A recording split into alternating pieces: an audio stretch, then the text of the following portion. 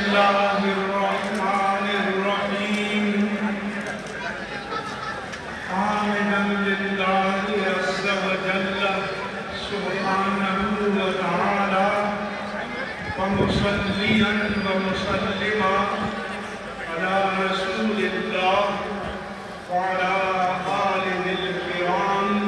وصحبه الكرام اجمعین۔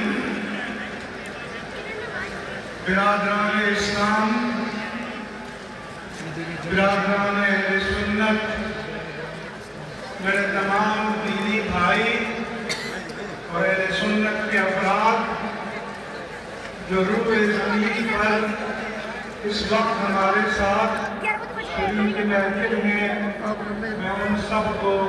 اس حقیقی ملین مارچ کی کامیابی پر مبارکباد پیش کرتا ہوں۔ یہ سیاسی جماعت کا جلسہ نہیں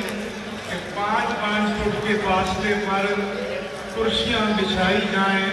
جہاں قدم بقدم، neck to neck, shoulder to shoulder, یہاں سے لے کر مزار قائد اور مزار قائد سے ماوراء تک انسانوں کے سر ہی سر ہیں، اور یہ پاکستان کی تاریخ کا بے مثال اور مثالی ملین مارچ ہے۔ برادران اسلام، اس مارچ کے انعقاد کے لیے ہم نے کسی تاجر، ساہوکار، سرمایہ دار، صنعتکار، کارخانیدار سے چندہ نہیں لیا۔ علماء اہل سنت نے فیصلہ کیا کہ یہ ہمارے آقا کی امت کا مسئلہ ہے، اس لیے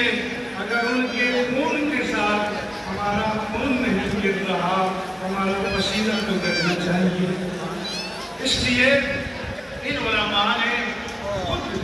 اپنے پاس بنیادی مسائل جمع کیے، اور پھر اس کے بعد شہر میں ہم نے 50 جلسے کیے، اور تمام ائمہ اور خطبہ ہمارے سر کا تاج ہیں، مساجد کی انتظامیہ ہمارے سر کا تاج ہیں، وہ تنظیمات پاکستان سنی تحریک، مرکزی جماعت اہل سنت اور تحریک لبیک پاکستان، میں ان سب کا بھی شکر گزار ہوں۔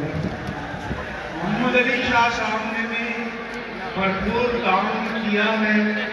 اس لیے جس قدر تعاون ہے وہ اس کے ہم ممنون ہیں، ہم پر احسان ہے، ہم شکر گزار ہیں۔ اور آج تاریخ نے فیصلہ کر دیا ہے کہ یہ اہل سنت و جماعت کا شہر ہے، اہل سنت و جماعت کا شہر رہے گا، اور ایک وقت آئے گا کہ انشاءاللہ تعالی اہل سنت کی آواز گونجے گی۔ دوسرا پیغام میرا میڈیا سے ہے کہ سول سٹیزن کے نام سے 25 عورتیں خرید جائیں، پلے کارڈ لے کر میرا جسم میری مرضی، اس کو آپ سول سوسائٹی کہتے ہیں، ذرا یہ بتا دو اللہ کے لیے کہ یہاں سے لے کر مزار قائد سے ماوراء تک یہ سول سوسائٹی نہیں ہے، اور سول سوسائٹی کون سی ہے؟ اس میں معاشرے کا ہر طبقہ، معاشرے کا ہر حصہ، معاشرے کا ہر سیکٹر موجود ہے، اور یہ در حقیقت 3 کروڑ کراچی کے شہریوں، مسلمانوں اور سنیوں کا نمائندہ اجتماع ہے، جبکہ پٹنہ سے بھی ہمارے پیر صاحب یہاں ریلی میں دے کر آئے ہیں۔ آج میں اہل سنت و جماعت کی طرف سے دنیا کو چند پیغام دینا چاہتا ہوں۔ پہلا مطالبہ یہ ہے کہ اقوام متحدہ دنیا میں امن قائم کرنے اور عدل قائم کرنے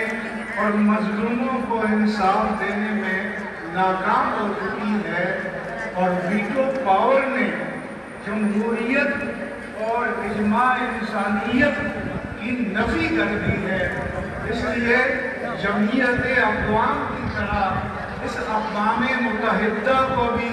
تاریخ کے پورے دان میں دفن کر دینا چاہیے اور عالم انسانیت کو ایک نئے فورم کی ضرورت ہے کہ جہاں پر ویٹو کی بنیاد پر نہیں، جہاں پر عدل کی بنیاد پر، اکثریت کی بنیاد پر، انصاف کی بنیاد پر مظلوم قوموں کو انصاف ملے۔